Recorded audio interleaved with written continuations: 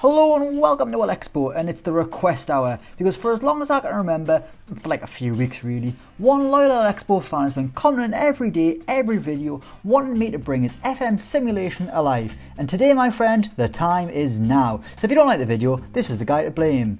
But what we're going to do today is head to Spain and take a look at La Liga, but there's going to be a twist. Instead, it'll be a Spanish and Portuguese league, with the three elite teams from Portugal, Porto, Benfica and Sporting, now plying their trade in La Liga. These three teams have dominated Portuguese football for years, but how will they cope if they cross the border and join what some call the best league in world football? Will Benfica, Porto or Sporting be able to thrive up against the likes of Real Madrid or Barcelona, or will the Portuguese clubs struggle to have an impact away from home? As always, we're going to simulate 3 seasons and check in after every year to see what happens. Let's go! Okay, so here we are at the start of the simulation. As you can see, we've got La Liga, and here we've got Porto, Benfica and Sporting. I was going to say Sporting Lisbon, but we get told off if you call them that. Those three teams are in La Liga. Quickly before we start, the media has predicted that Benfica will do the best, they'll come 5th. They think Porto might come 7th and Sporting could finish as low as 15th. But let's simulate a year into the future, let's see how they get on. Okay, so here we are, the 6th of June 2020, the end of the first season of the simulation, and as you can see, the big headline is that Sporting have been relegated. Christ, that's tight at the bottom. 16th, Real Valladolid got 36 points. They were 1 point above Getafe, who came bottom. God, I don't know how the permutations of all this will have worked, because Spain's different to England, as they use the head-to-head records rather than goal difference. But Celta Vigo are the team with 35 points to survive. Sporting have came 18th, meaning they're going down. They're going down to the second tier of Spanish football. So straight away, how will these teams get on in Spain? Sporting, absolutely crap. But all is not lost. Let's have a look at the other two teams. We'll come back to Sporting later. So they were pretty inseparable really. Porto came 9th with 52 points, and just below them was Benfica with 48. So they've came ahead of Betis. Betis is the biggest club they've came ahead of. Just shy of Sevilla. Not far off European football, but far enough. As you can see, Atletico Madrid winning the title ahead of Real Madrid and Barcelona. But if you have a look at the stats, there's been some decent performances from Benfica and Porto players. Everton Suarez has got 19 goals. He came second in the Golden Boot. An average rating of 7.54, very good from him.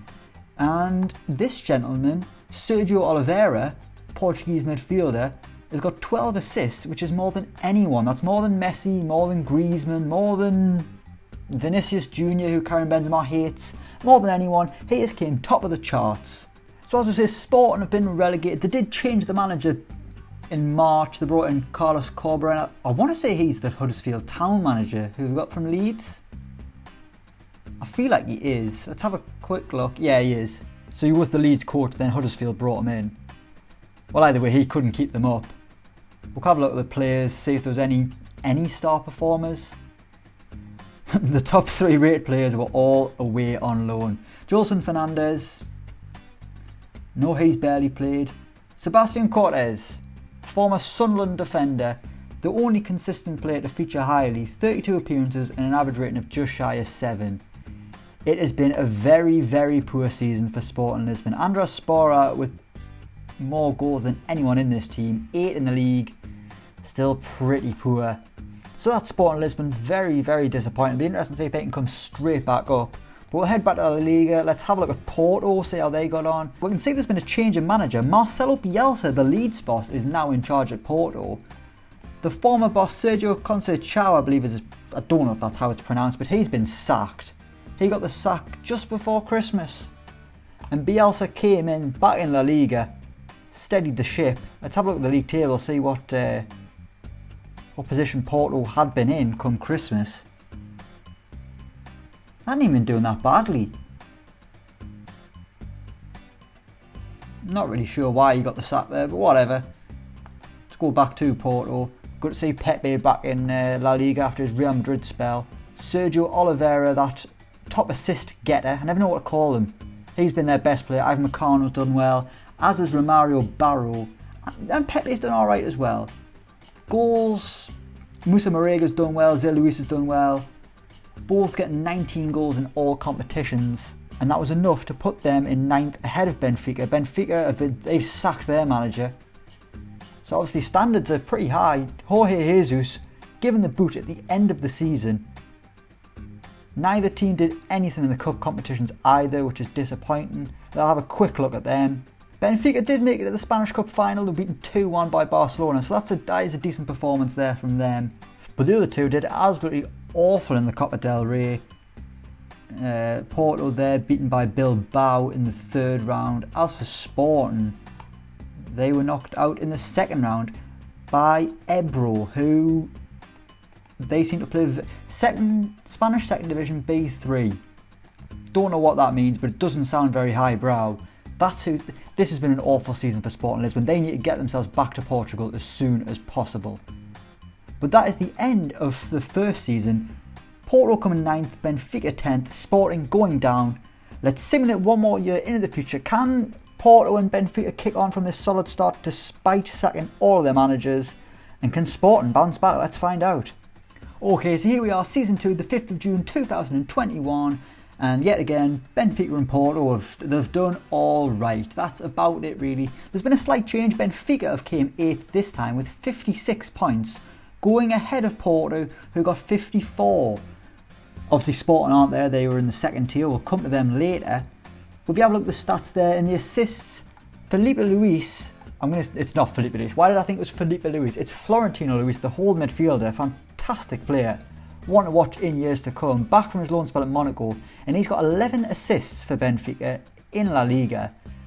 Had a very, very good season, and that's helped Benfica come 8th. But yet again, neither side getting near to European places. Obviously, I don't think they would have qualified anyway because of... I think that when you move teams into different countries, you've got to change the way they qualify for Europe. It happened in the Wolves season. They were winning the title and weren't qualifying, so it wouldn't matter anyway. But let's have a look at Benfica now. Who did they bring in? Zinedine Zidane. Wow, that is big. How did they get Zinedine Zidane? He must have been sacked at Madrid, I assume. Yeah, he got sacked at the end of last season. No, he got sacked in March of last season. And now he's Benfica boss. So fair play to Benfica, having a bit of pull, being able to get such a big manager. Who about Porto? What about Porto? Can't talk. Well, they've sacked someone, so there is a vacancy. Who did the sack? It was Bielsa, of course. It was 2 minutes ago and I still forgot. So Bielsa out of the job. Obviously, the Porto owner's not happy with the 9th place finish. I just wonder if, because these teams are so used to finishing the top 2 places back in Portugal, have they still got the same expectations in La Liga? And with them coming 8th and 9th, they're just never going to get any stability because they're not good enough to qualify for the Champions League. But the owners don't know they're not good enough because it's just a game. So therefore they're just going to keep sacking the managers and therefore never progress because they never get settled. Interesting, I think. Let's have a look at Benfica here. I want to see if there's the transfers, how that's been going. They've spent £102 million. Some big names coming in there. Pau Torres, Marco Cucurella, Marco Grujic and Odson Edouard. That's a lot of money for Benfica. Money going out. They've got £26 million for Nicolas Otamendi. Why do teams want to sign Nicolas Otamendi? I just don't understand it. £52 million has taken Grimaldo to Real Madrid and Everton has gone to Barcelona. You'd think after that first season they could have got a bit more than 15 million quid, but whatever. Jan Vertonghen's gone to Basel and Kravinovic has left, who's the West Brom loanee. One for the Baggies fans, who I'm sure there's many of you out there. But that's a lot of money spent for Benfica. I mean, I don't know a lot about Benfica's finances, but I wouldn't imagine they would normally spend that kind of money. So, clearly being in Spain's been a bit more profitable for them, which you'd like to think that's what would happen, that's what they'd want. That's why they want to be a more reputable club playing in a better quality league. Let's have a look at Porto, see if the same thing's happened. The same has not happened at Porto at all. I don't know if they just had less players to sell or whatever, but they've brought in £2.1 million. That came from a myriad of deals, and they spent 10.5 million quid. Alexander Kolarov came in, probably banged in a few worldies, I bet. Let's have a look. Did he? He got 1 goal, so he might have scored a cracker. Who knows, we'll never see it, but there we have it. That's what's happened to Porto and Benfica in Season 2. We're going to have to simulate a few weeks into the future because I've only got the first division added. I haven't got the second division because I didn't think anyone would get relegated. So let's go on a couple of weeks. Let's see if Porto can get back into the top flight. Okay, so here is Sporting. Carlos Corberán is still the manager. Sebastian Quattas is still there. See at the transfers what happened. They brought in a bit of money. Didn't spend a penny on anyone. Hugo Sands came in on a free. But let's have a look if they've won promotion. They haven't. No, they haven't came up. So it's going to be a second season of second tier football in Spain for Sporting. Maybe they should have just stuck in Lisbon. What a stupid idea this was. The gentleman who suggested this is what you asked for. This is what you're getting. Let's go into the final year. Surely Sporting can get back in the final year. Let's see what happens. Will there be some success? Actually, before we go anywhere, let's have a look at the Spanish Cup because I just forgot. There's been no Portuguese representation in the final this time. Celta Vigo won it, beating Atletico Madrid. How far did anyone get? Benfica got to the semis, so becoming cup experts kind of, even though they've got slightly worse. As for Porto, they've done poor again to the third round. Is that where they got knocked out? Yes, they were knocked out by Valencia after extra time. So no success for Porto. It's no wonder Bielsa got the sack.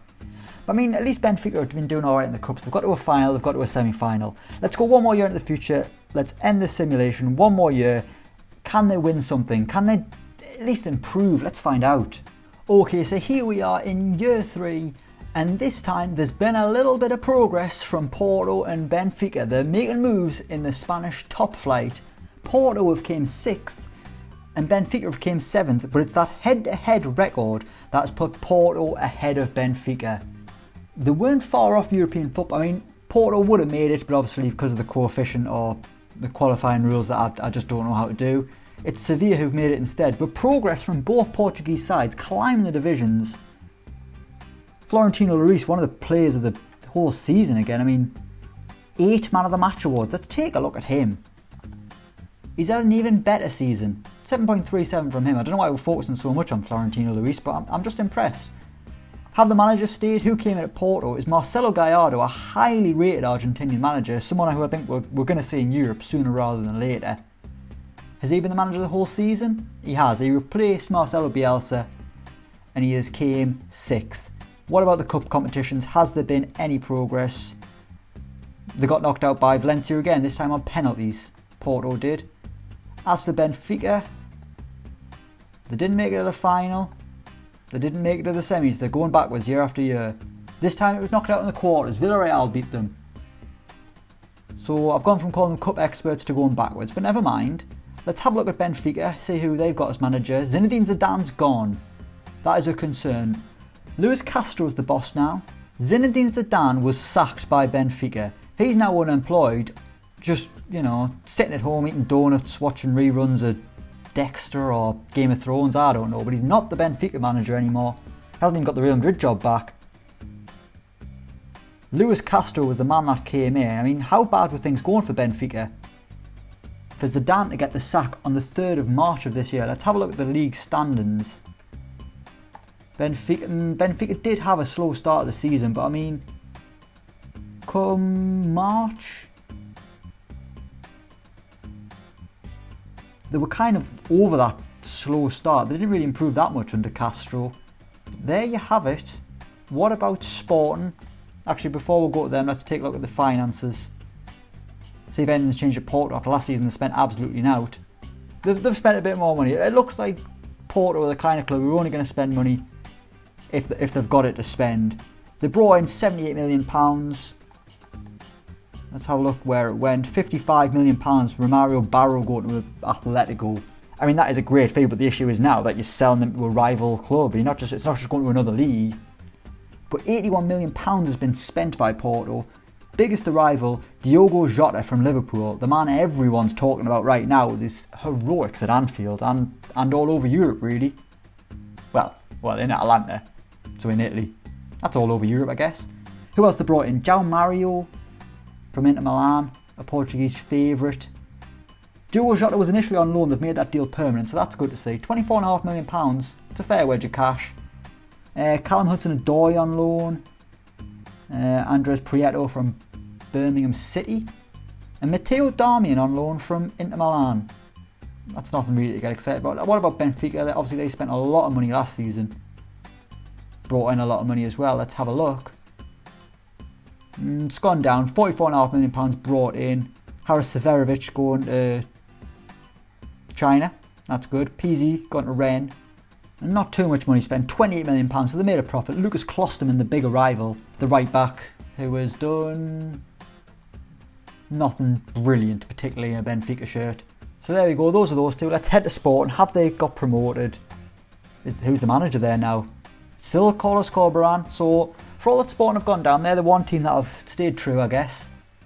They've kept the manager who they replaced the first one they sacked. Andres Boraz still doing well in the goal front. And there we have it, Sporting have been promoted. They are back in La Liga. They've won the Spanish second tier. That's good for Sporting at least. I mean, it would have been pretty embarrassing for them if they were just resigned to forever staying in the Spanish second division. It wouldn't say a lot for Portuguese football. But what can we conclude from this? I don't know if it's just a little bit of an anomaly that Sporting went down, because they have got some good players, a lot of young players coming through there. And come the end of it, Porto and Benfica have been consistently in the top half and are pushing the likes of Bilbao, Valencia and Sevilla and Villarreal. They're in the mix. You know, they are a top team. They're a team that they'll do well in the Champions League, they'll do well in the Europa League. If I were you lads, I'd just stay in Portugal. It's nice to be playing against a lot more bigger clubs. It's a lot more competitive.